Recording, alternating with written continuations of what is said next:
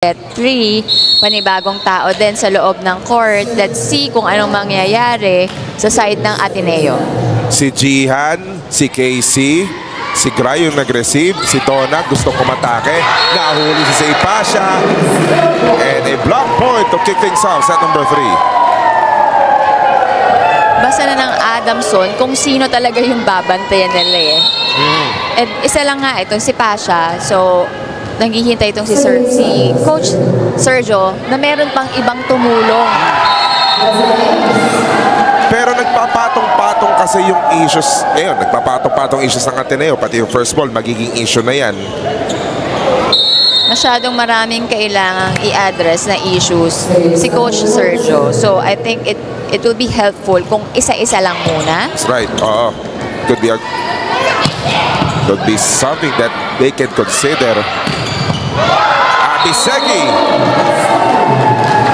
Pero pahirapan talaga for Ateneo kasi ngayon hindi lang naman si Mordy, pati itong si Segi, she's giving them a hard time. Pero pinag-uusapan natin to during the interval na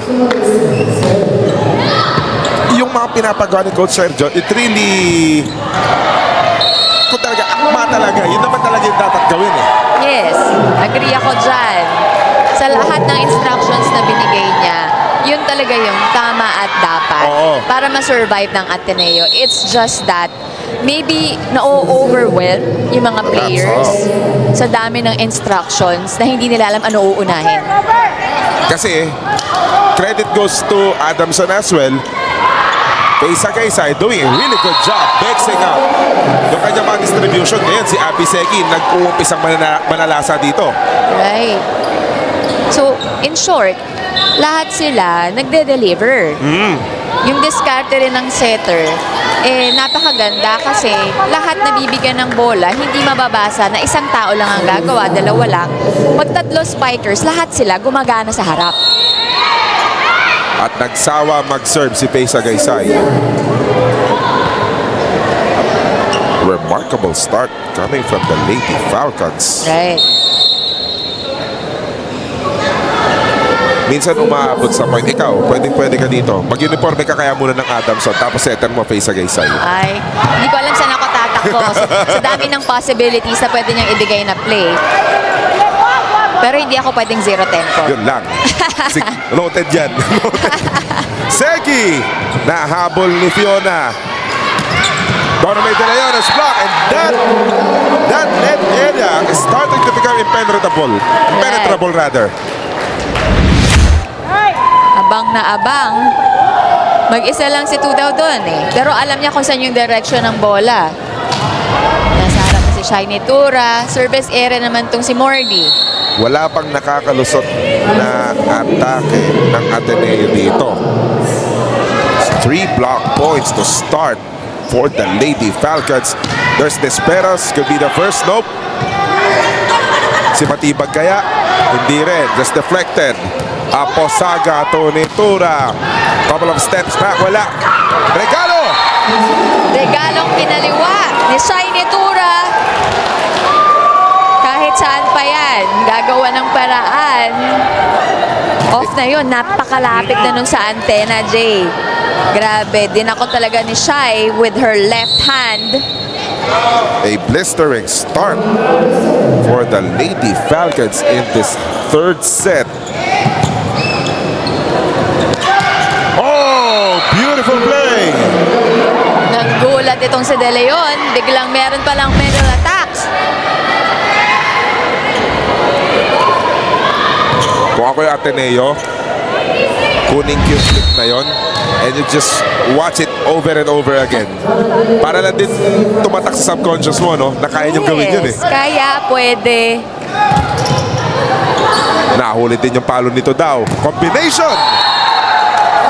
Lusot na lusot. Nabasa pa din naman ng blockers ng Ateneo, but it was too powerful for them to stop it. Break muna tayo. 8-2 Adamson.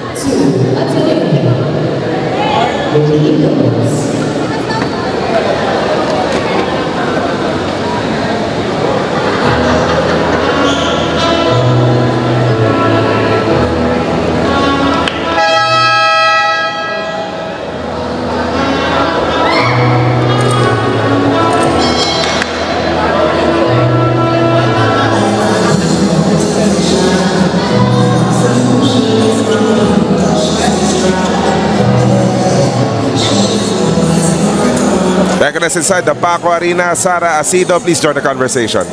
If there's one quote that Jihan Chuatico lives by, it's from none other than the Mamba himself. Everything negative, pressure, challenges is all an opportunity for me to rise. Kung pressure lang din ang pag-uusapan, walang takot si Jihan dyan. Tipong habang tumataas ang stakes, mas lumalabas ang clutch mode niya. And playing for Ateneo may bring her pressure, but Jihan finds it more fulfilling.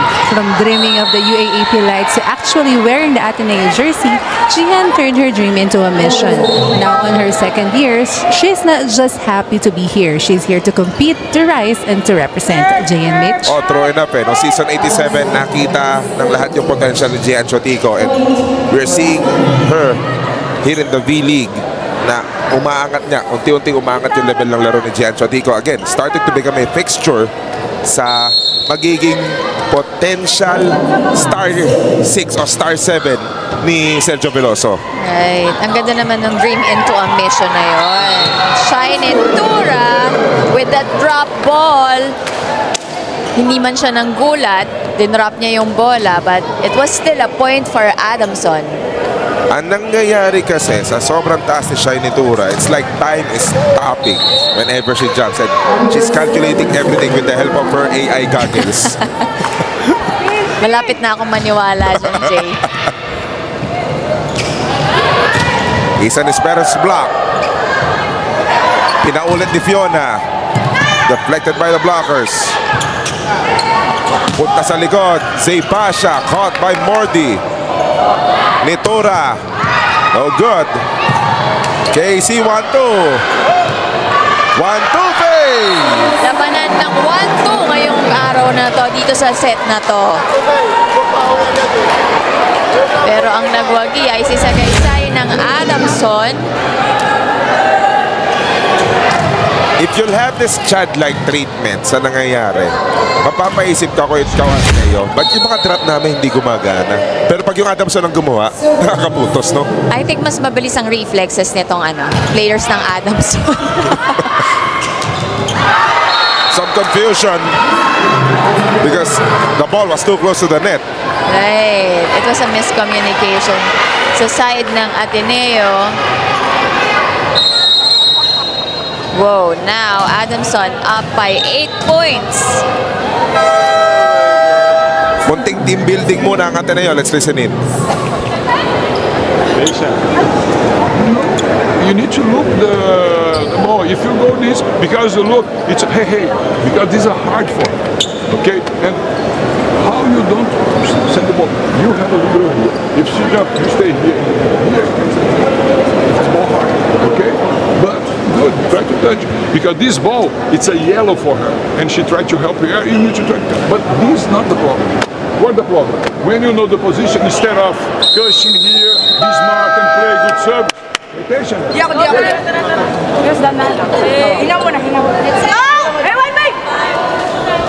Being really exposed to volleyball, nagets mo talaga. Yung gusto mangyari. Know your position. Pero I admire the calmness of Coach Sergio.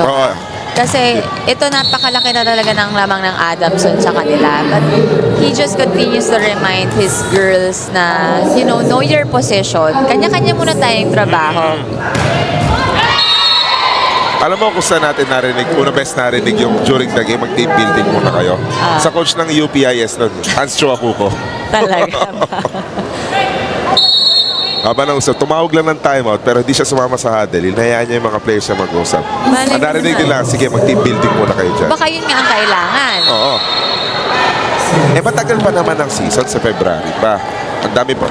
For sure, mukhang may training camp ng nakaporma yung lahat ng teams nito kasali sa V-League natin just before the actual season starts. Right. So kasama na yun, bukod sa magbabalibol sila, may parting team building na rin as Shiny Tura scored an ace. Ang bigat ng service na yon ni Shiny Tura.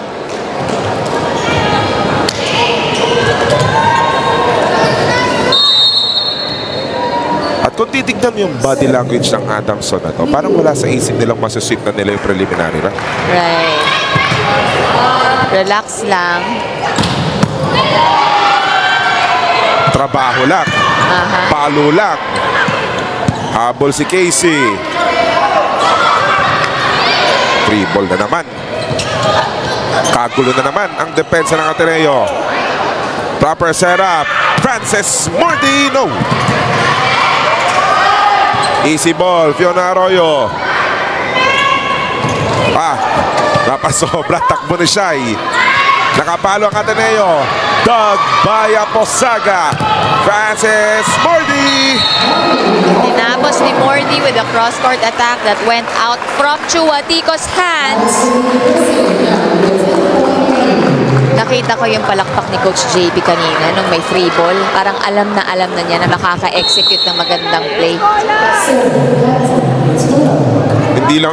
Hindi na foresight tawag doon. That's just plain confidence, di ba? Yes. The players. And there's an ace. Lumobo na sa 11 points ang lamang ng Adamson. It's like another day, another game for Shiny Tura to score 20 plus points. Oh, great job by Casey Cortez. Parang may mata sa likod si Cortez, no? Nakita niya. Parang nakatingin sa'yo, no? Uy, parang clear yung line of sight ko kay Ate Mitch. Doon nga pinasa.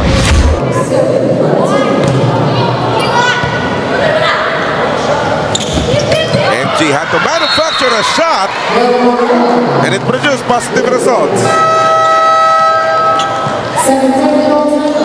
16-5 Adamson.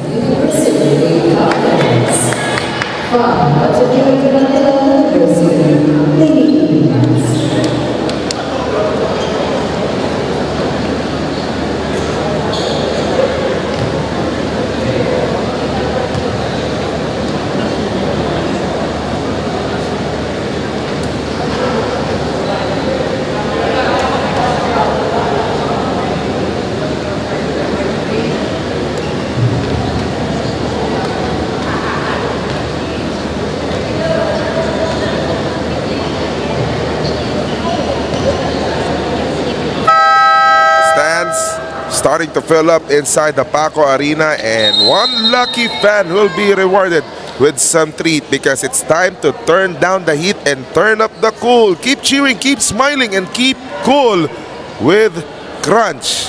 Nauna na rin siyang mag-ice cream tayo, Michelle Datuin, malapit-lapit na rin. One lucky anchor and one lucky analyst for Crunch later. Yung courtside reporter, mamaya na Even daw. the courtside. Dalawa yung kanya kasi hanggang mamaya pa siya. Nakakasama pa niya si Noel Zarate at si Coach Edster C. Speaking of Noel Zarate, andito na siya. Sama ng tingin sa akin. Pero, kung titignan mo tong laro na to, Ateneo, we're just about to say that it's a tall mountain to climb. Quite a mountain to climb na tinitignan ng Ateneo. But say Mitzi Pasha, nakita niyang nahuli yung mga blocker. Yes, to think dalawa yung humabol talaga sa kanya para rangan. Pero lumusot pa rin. Well, knowing Zay Pasha, she always makes a way. She has my vote. Diba? Starting 7, Ateneo. That's not the right way for that service. Face pump si Casey Cortez. It's like she knew it. Nung launch pa lang ng bola at tatamaan niya, parang minsan ganun din, sa service pa lang nalalaman mo pag yung angat ng bola tabingi na. Even the contact, diba? Oo. Another point coming from Zay Pasha at walang receive si JP Ude. Na-survive ni Pasha si Mordi.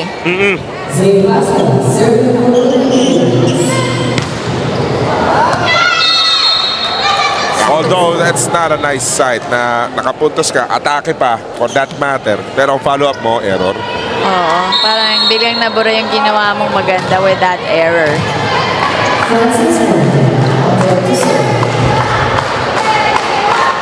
18-7. Far sa race. The play goes on. Hindi humingi ng challenge si Coach JP Ude kasi alam niyang mapamatay naman ng mga players niya. Right. Itong si Segi with that cross-court attack na talaga namang pumuputok all the way sa zone 5. Yung service kanina kasi ni Mordi, upon contact, we thought it was a contact with the floor. Pero umangat kasi. Sabi lang ni Coach JP, hindi, tuloy nyo lang. Uh-oh. Patay with that clip from Shaina Itura. Hindi man lang gumalaw yung braso eh. Talagang palm lang eh. Pero bounce ball. Si Shaina Marie. Sawa na rin mag-serve si Morley.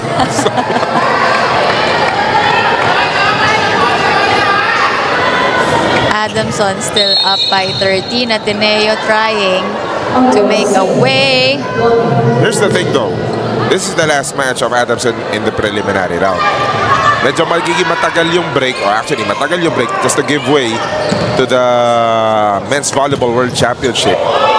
Pagbalik natin, there's still one preliminary round game day to play because of that suspended game 2 weeks ago as Rispero scored on that attack.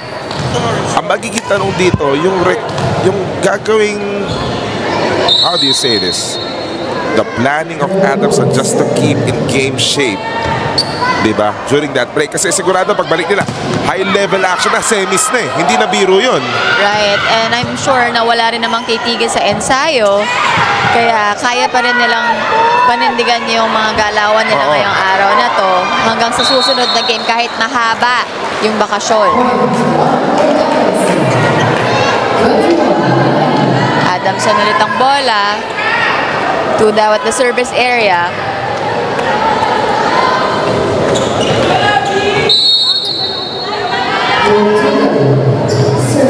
Isang dosena. Ace pa!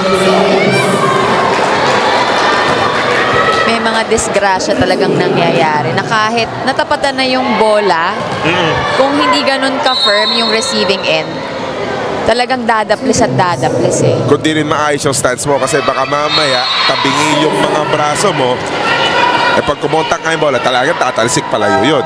Right. That ball went out. Tinry ni Tudaw na targetin ulit si Pasha because nag-error pero it went out. Full front line pa si Sergio Veloso.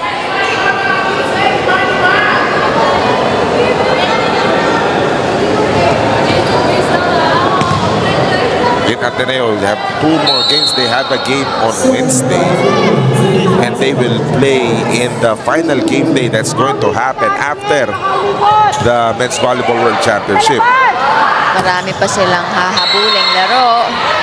Parang, again, nabanggit na natin to sa classroom setting na may 2 meetings pa. Yes.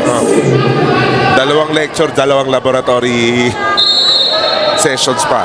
Let's see para kung sa Ateneo. Anong mangyayari sa actual presentation or examination. Oo.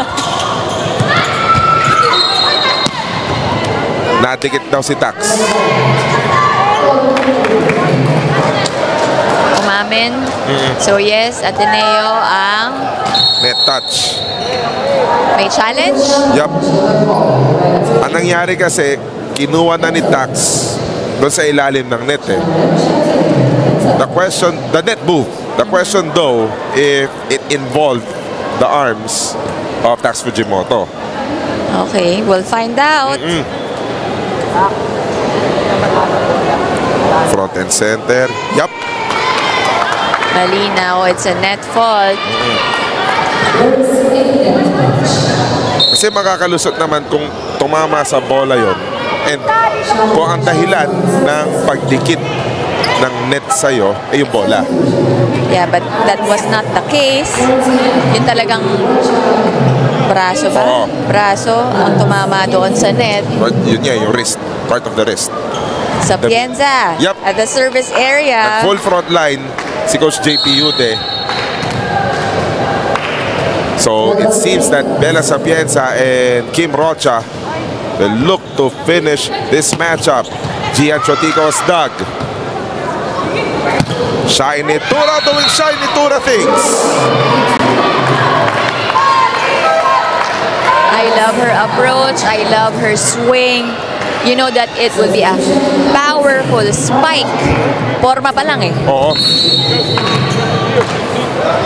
Bakers doesn't lead. Bakers doesn't match points for Adamson. Hindi mabawasan ni Isa ng isa. Ni Tura. That is good! Kahit sumabit sa net. Nagkape sa ere. Oo. Yung power ng palo niya na yon, kahit may konting harang yung dulo ng net, lumusot pa din. And Adamson just completed the sweep of the preliminary round in the 2025 edition of the V-League Collegiate Challenge. And they did it in such a dominant fashion, especially in the third set, where Shiny Tura was in an unstoppable mode. May suporta ni Abby Segi at ni Frances Mordi. At kung nakita niyo kung paano mag-celebrate ng Adamson, it's just like another game. Right. Ang ganda namang default mode nung unstoppable, no, Jay? Sana lahat ng players pwede nating i-default mode yung pagiging unstoppable.